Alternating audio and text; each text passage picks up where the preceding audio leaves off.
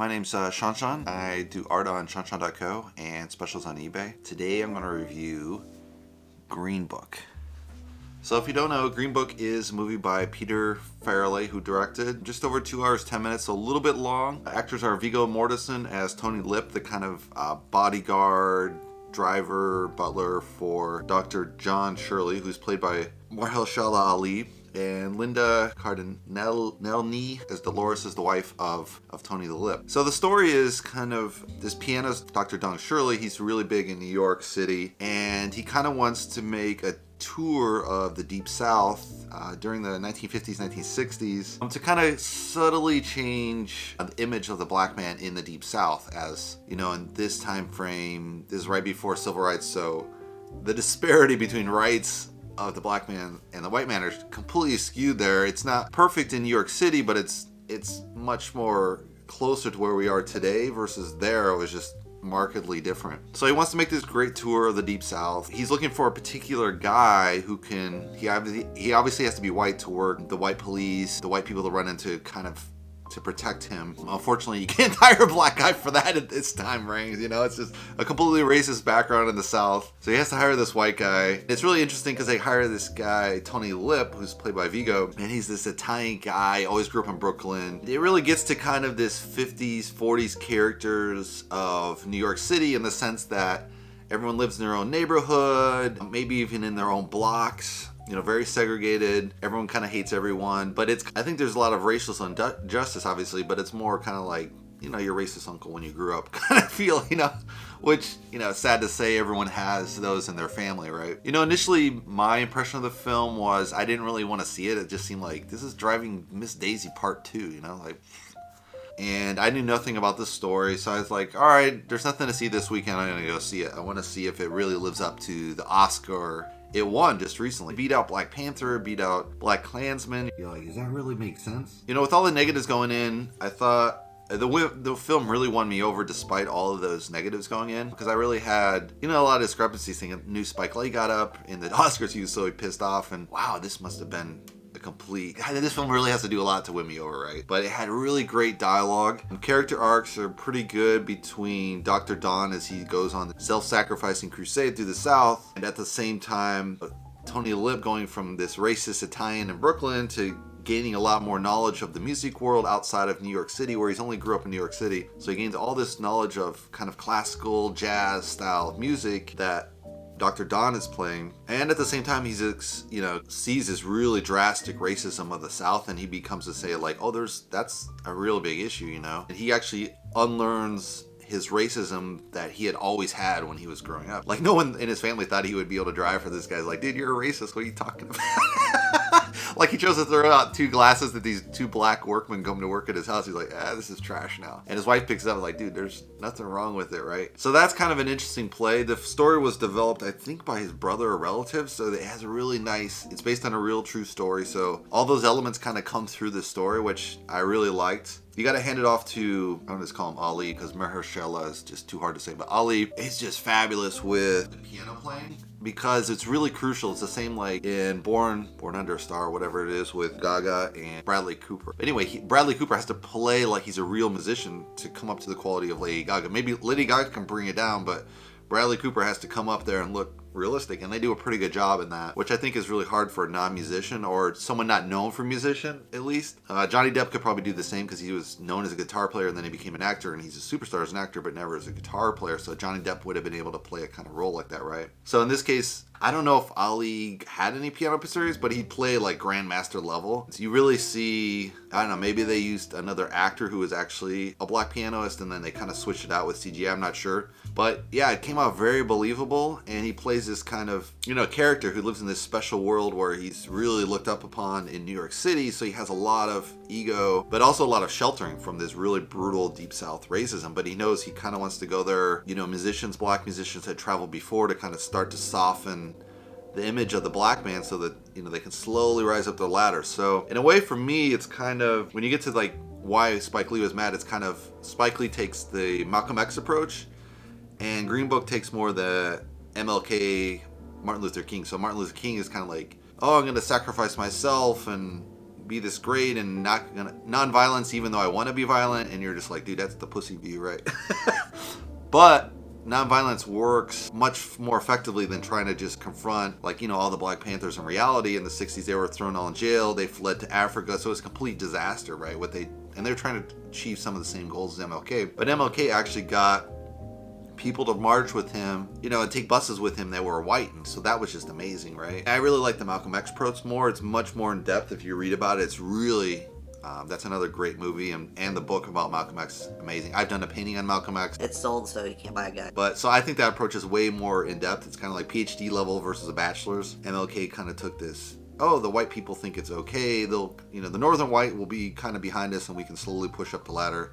While Malcolm X like, no, dude, let's push it up here, dude, and break through the barrier. I'm definitely more of the break through the barrier guy, so I relate much more to Malcolm X. So I can see why Spike Lee, like the Black Klansman, is like, this guy joins the Klan. He's like, bam, we're gonna freaking take out the Klan. And this guy's just slowly like, hey, we'll make a little difference with the sharecroppers. We'll make a little difference with these white plantation owners. We'll, you know, we're gonna slowly work our way up. Maybe change a little bit of laws here and there. Let a black man into a restaurant where it's whites only. Maybe into a hotel that's whites only, maybe get into a bar that's whites only.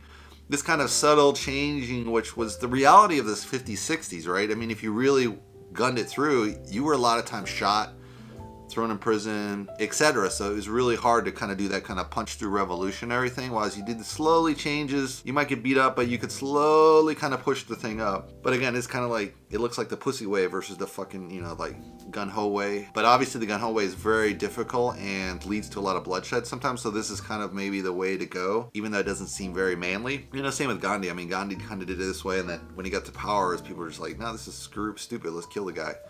And they did the same thing. They killed MLK. They killed Malcolm X. So in this case, you know, I kind of get why Spike Lee was so pissed about this, because his movie is really meaty on the racism. It makes you very uncomfortable. It's very humorous, and then it's like very uncomfortable, and then humorous, uncomfortable, ashamed. Yeah, you leave the film with every possible emotion charge, which is what you want in a great film. A great film's going to put you through crying, tragedy, humor, and Black Klansman does it. I will say that my wife watched it and she just kind of like clicked it off. It's like, just turned off. I mean, she grew up in Spain, so they didn't have this legacy of direct connection to slavery, at least for a couple hundred years, right? And so in Europe, the Europeans really don't have that guilt over slavery like Americans do. Americans, they rightfully own it. You know, they had slavery, and then the British cut them off and the French cut them off, and then they're like, we'll continue doing slavery, right? Our history is much more closer to when the slavery ended and when we got equal rights, right? I mean, you still have people being shot all the time by the police, so yeah, so I can kind of see why, you know, Spike Lee was pissed about it, because his movie was really like, bam, and then he drove it all the way down to the 20s as far as the reaction of the film that came out in the 20s that really led to the growth of the KKK. And he connects it to the KKK liking that film, and that's why they're inspired. At the same time, black people watching that film and like, this is what happened to our people. And so it has this great juxtaposition and tension in Spike Lee's film. You know, Green Book is kind of like, there's racism, but you're not going to change it. You can make a little changes and laugh at this guy, and it's just personal interactions. But it's making very subtle changes. Why this one's just like, we're going to take out the KKK, pow, pow, pow, pow, you know? So yeah, I could see why Spike Lee personally would be pissed about it. It's still... Green Book is still a good movie. I would definitely go see it. Black Klansman is gonna freaking really...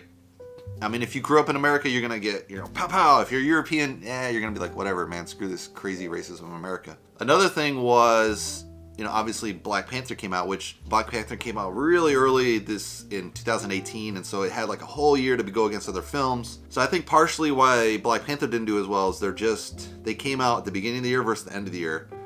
It's as simple as the end of the year, you remember the film you saw, and then by the beginning of the year, you're like, that was a good film, but you don't remember how good it was. I remember seeing Black Panther, and it was just like, oh man, it just hit you so hard, you know? But the Spider-Man movie had some of that little bit of kind of like, we're gonna have a black kid superhero, and it's such a great thing because you see black kids go and they dress as Spider-Man, and that probably didn't happen before for those superheroes. And the same thing with Black Panther. You said all these black kids dress up as Black Panther, and they got all excited, and people actually fundraised so that people could send poor kids there. And I'd never seen that. That's just like, wow, dude, a movie can make that much impact that people are going to fundraise for it, and then people are making fun of it for that. But yeah, I think having representation of film is very important to how you see yourself and grow up. It really makes a difference. Yeah, I mean, no one fundraises to send their kid to go see The Green Book, or Driving Miss Daisy. It's just like an average Hollywood film in a way. I thought Green Book had a great story, but yeah, again, Black Panther, way more important, much more culturally impactful. And then for them to kind of lose against Green Book, you're like, dude,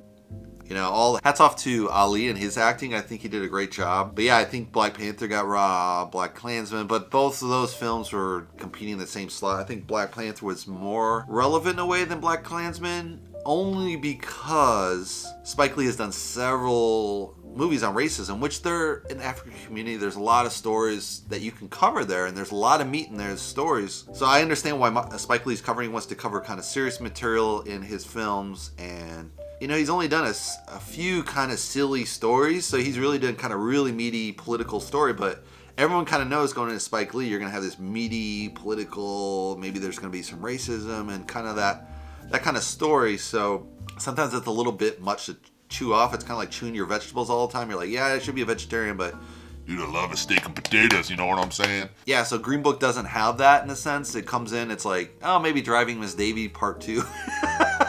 But again, it only has Part 2. Like, Spike Lee's done Do the Right Thing, Malcolm X. He's done several movies on racism, which is an important topic to cover, but I think Spike Lee got robbed initially on Do the Right Thing. Probably should have won. He did really great as far as a brand new director come out. It's like, bam, that was a really strong feature. So he got robbed there, but there's been other robberies and Oscars. I mean, I basically stopped watching Oscars. I kind of watch it in the Twitter feed, like, oh, that's kind of nice. But I lost all respect for the Oscars myself when Pulp Fiction got beat by Forrest Gump. I'm like, dude, Forrest Gump is just a stupid Hollywood film. I think Forrest Gump is a really fun and, it makes you feel like, oh, this is such a beautiful life and do.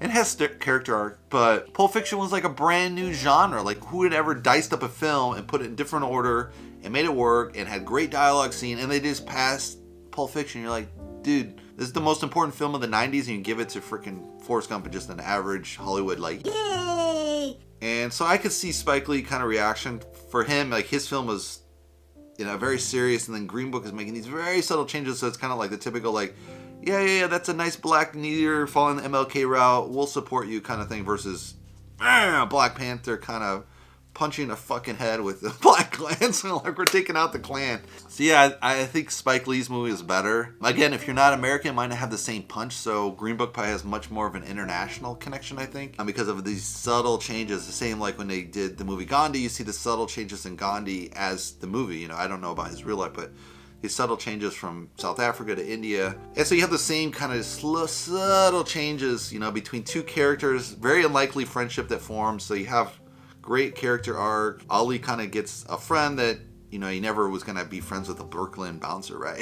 And his Brooklyn bouncer becomes less racist, and his family becomes, more, they change to light his view of Black Americans. So he makes little subtle changes through the life, which I think come off more realistic in a way. Versus the Black Klansman is just like, dude, where's this story coming from, right? This doesn't even seem believable. But that's the fun part of Black Klansman. So, yeah, I feel bad for Spike Lee. He got kind of robbed. I mean, he did get one Oscar, so, and he celebrated that. But yeah, those characters are just so meaty. I mean, maybe just screenplay was the right play for the Oscars. I don't know. I mean, Ali is a very believable pianist, and he plays this really dicey role between being accepted by white society but not really accepted, and then being rejected by the black society but kind of accepted for the music but not really because he's too high class, and he fits in this miscategorization. And I had the same reaction myself living abroad. You go to Europe and you study in Poland, Germany, Spain, and come back, and then people are like, oh, I've never left the US, I never left my state, and you just can't even relate to these people, right? And